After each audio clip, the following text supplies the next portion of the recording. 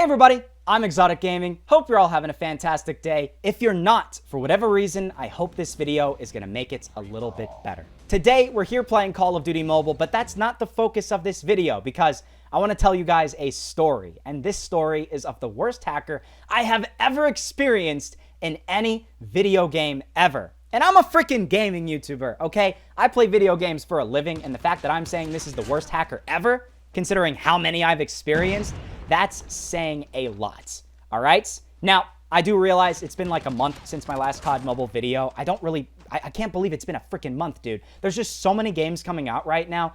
Valorant Mobile, Apex Mobile, Rainbow Six Mobile, Warzone Mobile. So many games that it's just overwhelming to try and like balance how to make all my videos on all these different games. So I apologize.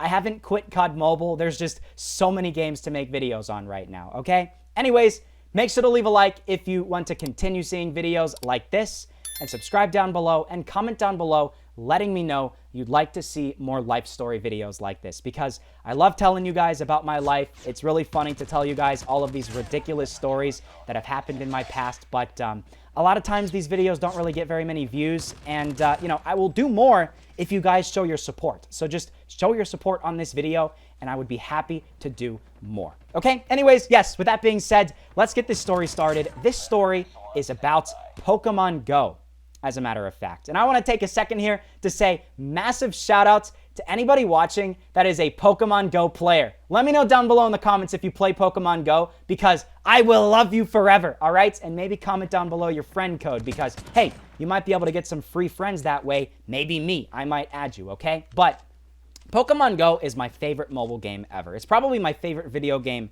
period. I have more hours on Pokemon Go than any other game.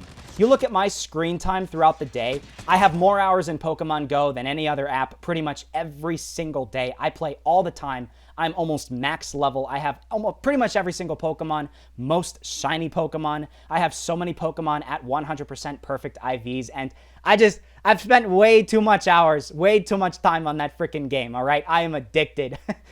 I can't even begin to tell you how much money I've spent on the game, all right? Oh my God, it's ridiculous, right? But yeah, I love Pokemon Go. Massive shout out to anybody else that plays Pokemon Go. And let's talk about the hackers in that game, because you might sit there and be like, well, how would you even be able to hack in Pokemon Go? You can, and there's a lot of people that actually do it.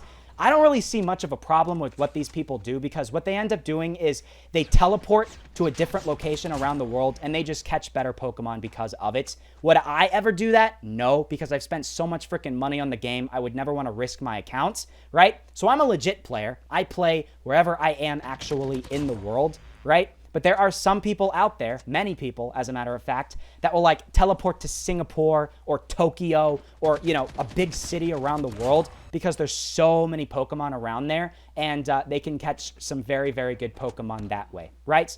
Not my personal type of thing. I would not do something like that, but there's a lot of people out there that do, right? And you can't get too mad at these people because they're just catching Pokemon for themselves. A lot of these people are like in very rural areas where there's no Pokemon around, so they have to like teleport to a city so they can actually find stuff, right? But they're not actually harming anybody else when they're doing it. They're just kind of cheating for themselves and ruining the whole point of the game, but they're not actually ruining it for anybody else, right? So what I do is I play legit, and one of the many things that I like to do in Pokemon Go is I like to find very remote locations where I can actually have my Pokemon defend in gyms. Now, a couple of things that you need to know about Pokemon Go is you have Pokestops and gyms. Pokestops and gyms are very similar. Gyms are better than Pokestops, but they're based off of real-world locations. It might be like a trail sign at a national park, or maybe some artwork at a coffee shop or something like that, right? But it's all based off of public locations that you can very easily get to, and you can get items from these locations. The difference between Pokestops and gyms is Pokestops, you can only get items. Gyms, you can actually add your Pokemon to the gym, 6 as a max total amount of them, and they can defend until somebody else comes along and battles them and knocks your Pokemon out, right? So you can sit there and have them sitting there for a long time, depending on where that gym is located. If it's in Singapore, for instance, it's going to last for like 10 minutes because there are so many Pokemon Go players in Singapore that you can only have it sitting there defending for that amount of time before somebody else comes around and knocks it out. But if it's in a very remote place around the world, it might sit there for a very, very long time. And I like to find these very remote gyms to see how long my Pokemon can actually sit there. For instance, I remember last summer, I found a gym in the middle of nowhere in Nebraska, and it literally had Pokemon in there on the red team for 300 days, okay? 300 days. And I'm on the blue team, so what did I do? I knocked them all out. I added my Pokemon in there, and mine lasted for about 150 days. I was very proud of that. The max I ever got was 300 days, and it's just a challenge for me to see how long I can have my Pokemon sitting in the gym, right? So I try to create these road trips around Florida where I live, where I do a bunch of analysis on Google Maps. I zoom in to a bunch of remote places where I don't think there's many Pokemon Go players, and I'll find like a park in a tiny town in the middle of North Florida, or maybe in the middle of the forest, there's the start of a hiking trail. And I think, you know what? Maybe that's going to be where there's a Pokemon gym. So I create these day road trips where I'll drive around Florida, I'll stop at like 10 different places, and if there happens to be a gym, I can add my Pokemon into it, and it'll last a really, really long time. And I've done this many, many times. I have like, I don't know, 200, 300 gold gyms at this point in time, and you get a gold gym after your Pokemon has sat in there for at least 20 days. So yeah, I have no life. I understand that, right? But basically, what ended up happening about a week ago is I went on another one of these road trips. I was focusing on the Ocala National Forest. Anybody that lives in Central Florida or North Florida probably will know about the Ocala National Forest. It's a gigantic forest in Florida that has pretty much nothing. It's basically only hiking trails, primitive campsites. You have dirt roads, and that's about it. You don't have paved roads. There are no towns. It is empty, okay? So I found a bunch of different hiking trails that are all throughout the Ocala National Forest that you can get to from dirt road. And I had like 10 different stops all throughout the forest. All of them were very far away from one another, but I created a road trip and I began on my drive the next day. I started driving up into the Ocala National Forest. I started losing cell service, which was never good, right? And at this point in time, I started driving on a dirt road. And that dirt road was one lane. It was so small that I couldn't turn around. And I don't have a 4x4 off-roading car, okay? I got a little Subaru, and it's low to the ground, okay? So I don't have much clearance. This is my car for reference. So you guys can see here. Take a look at this. That's the clearance that I have.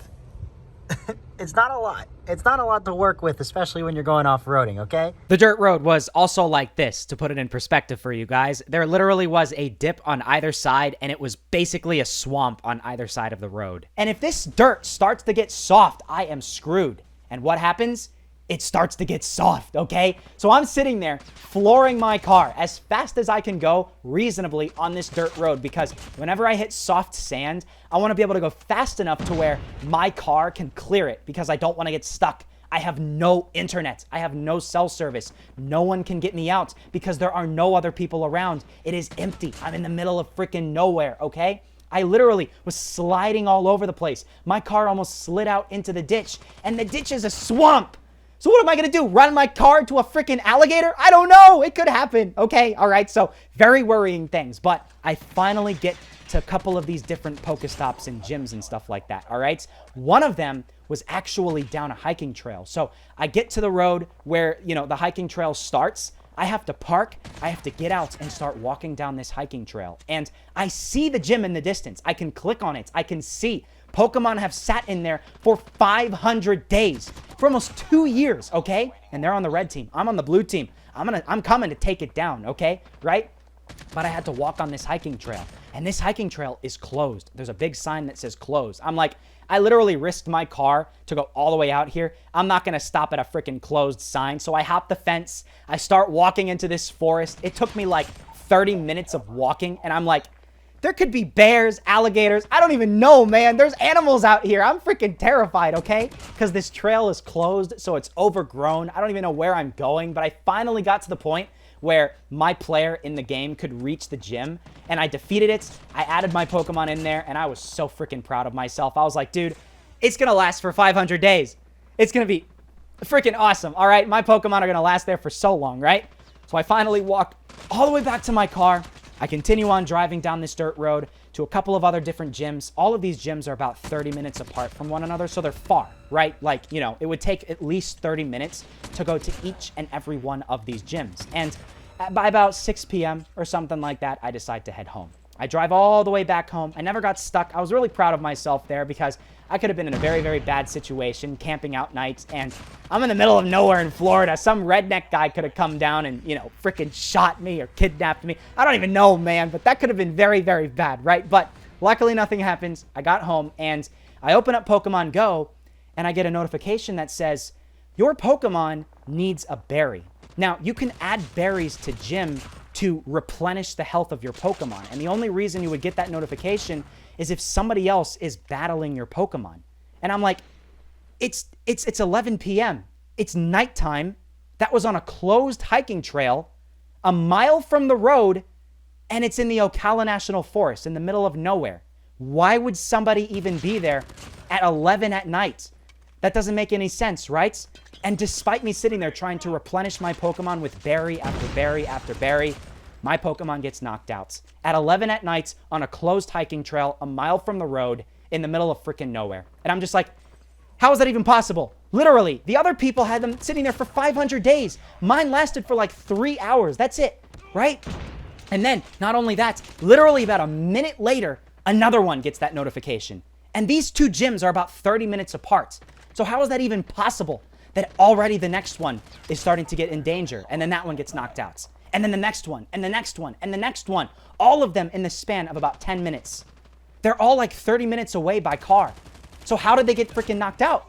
So I sit there and I go to my local Discord server and I'm just like, what happened? And one of the people that's on the Discord server is actually somebody that teleports. And I asked the guy and I'm just like, dude, what happened? Can you like tell me if the person that added their Pokemon to the gym after me is the same? I don't really know, man. And he goes and he teleports and he looks and he gives me the username. I forgot the username of the player, but it was like Micah.